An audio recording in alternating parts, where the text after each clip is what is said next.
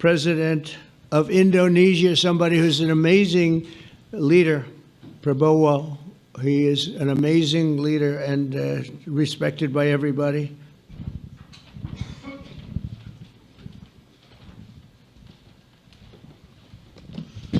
Thank you very much, everybody. So this is a big, big day, a beautiful day, potentially one of the great days ever in civilization. Things that have been going on for hundreds of years and thousands of years. We're going to, at least we're at a minimum very, very close, and I think we're beyond very close. And I want to thank Bibi for really getting in there and doing a job. We've worked well together, as we have with many other countries, both of us, with many other countries, which is the only way this whole situation gets solved.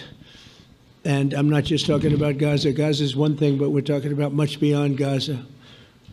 The whole deal, everything getting solved. It's called peace in the Middle East.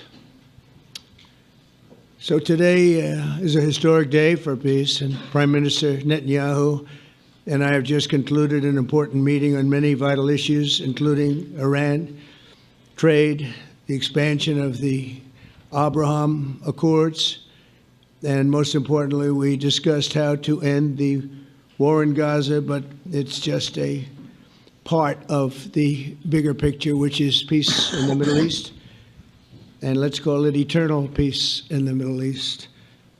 So this is far more than anybody expected, but the level of support that I've had from the nations in the Middle East and surrounding Israel and neighbors of Israel has been incredible, incredible. Every single one of them.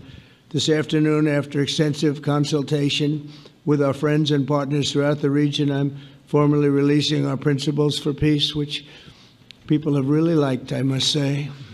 And these are done not just routinely done, these are done with total consideration and working with the nations that we're talking about. All of these nations have made contributions to those suggestions. I want to thank the leaders of many Arab and Muslim nations for their tremendous support in developing the proposal, along with many of our allies in Europe. Europe has been very much involved, and as I was called by many of the European leaders, most of them saying, is this true? Are you really doing peace in the Middle East? This is the most incredible thing we've heard. Some think it's the biggest thing they've ever heard. They called just to find out, was it just a rumor or is it actually done? And then they said, have you spoken to the Arab leaders? Have you spoken to all of the other leaders that we have to get? A lot of people involved in this one. I also want to thank Prime Minister Netanyahu for agreeing to the plan and for trusting that if we work together, we can bring an end to the death and destruction that we've seen for so many years, decades, even centuries, and begin a new chapter of security, peace, and prosperity for the entire region. And I want to just say that my meetings and dialogue that we had with so many countries, Saudi Arabia as an example, the king is a phenomenal person. The Emir of Qatar, he's incredible people. UAE, and that's MBZ and ABZ. We're totally involved. These are the people that we've been dealing with and who've been actually very much involved in this negotiation, giving us ideas, things they can live with, things they can't live with. Pretty complex. I mean, after 2,000, 3,000 years, whatever it is, I guess it's got to be a little complex, or it would have been done a long time ago. The King of Jordan was with us, as you know, in the United Nations. The President of Turkey, President Erdogan, is a friend of mine, a strong man, but a good man.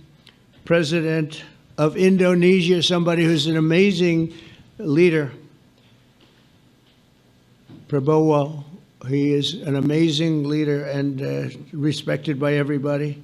He was in the room with us. We were together with most of these people that I'm mentioning. Others were by phone or the next day. The Prime Minister and the Field Marshal of Pakistan, they were with us right from the beginning, incredible. In fact, they just put out a statement that they fully believe in this pact. It just came out just as I was walking around. They said, sir, you have a big notice from the Prime Minister of Pakistan and from the Field Marshal that they back this 100%. President El-Sisi of Egypt, who's terrific. And these are people I've gotten to know over the years. I mean, I would say it started around 2015 and then went into 2016 when the presidency officially began. But I've known them actually for a long time, and they're in many cases really great men. I can't say in all cases, but I will tell you in many cases they're great men and some great women too. They tend to be mostly men, however, I will say that.